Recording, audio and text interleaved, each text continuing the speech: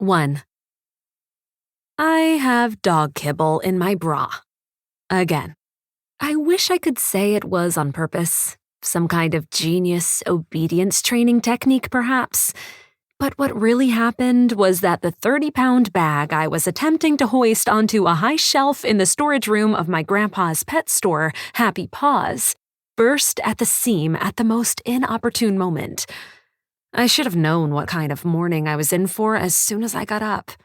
The stop button on the toaster in my apartment doesn't work, so to save my breakfast, I have to unplug the whole thing and fish out my slice at the exact right moment. Today, I missed my window, and instead of heeding the sign that I'd be better off going back to bed, I proceeded as if nothing was amiss. Hence, here I am, ankle-deep in freeze-dried beef and regret. I shake out my sweater to clear the pet food from my décolletage and take a couple of crunchy steps to the side. But that's all I have time for before 2 dervishes come barreling into the room, surrounding me with gleeful barks. "Good morning, monsters," I coo, crouching to their level to block them from the heap of tempting nuggets. Cholula, our Chihuahua mix, jumps up and slobbers a wet one across my nose.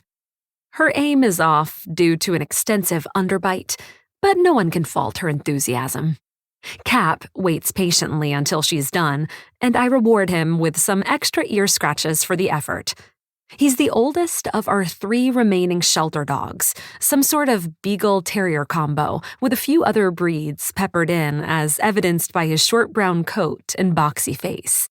"Did you have breakfast yet?" I ask him, receiving only heavy panting in response. "Morning, Pop!" I call up the stairs to the small space above the store that my Grandpa Harvey had converted from office to apartment after my grandma passed a few years ago. He appears at the landing above, mug in hand. "Morning, Cora. They ate. Would you like some coffee?" I free myself of my backpack by the counter and smile at him.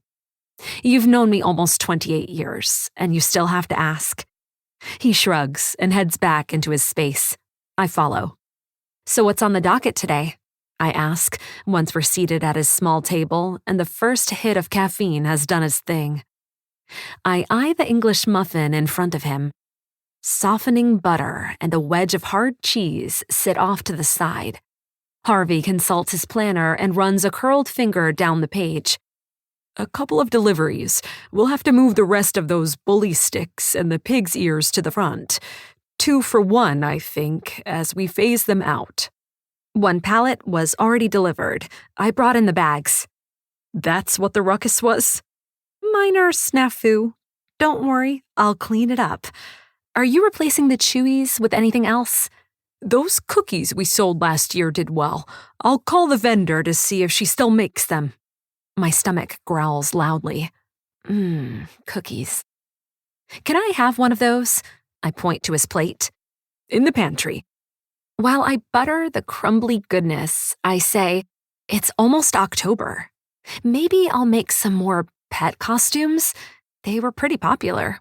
And I posted in that online forum on Flockify this morning to see if anyone is looking to have something made, too.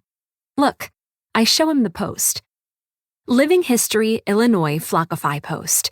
Period dress channel. Singer Queen. Tuesday, 6:53 a.m. "Hi all, it's about that time. I've got a few spots open for costume commissions. First come basis. Holler at me." "You're this Singer Queen?" Harvey asks, peering up at me above his readers. "It's my username, because my sewing machine is a singer." "Ah, yes. All good ideas, kiddo." That boosts me even more than the coffee and carbs. There are always themed events popping up closer to the holidays, so I should be able to pick up a commissioned outfit or 2 from the historical reenactment folks online, and I know exactly what I'm going to make for our pet clientele. I scored a stack of vintage fabrics at a flea market this past summer, and I'm thinking a line of literary-inspired get-ups. Sherlock Holmes, Mr. Darcy, Scarlett O'Hara, Laura Ingalls. Our customers will love that.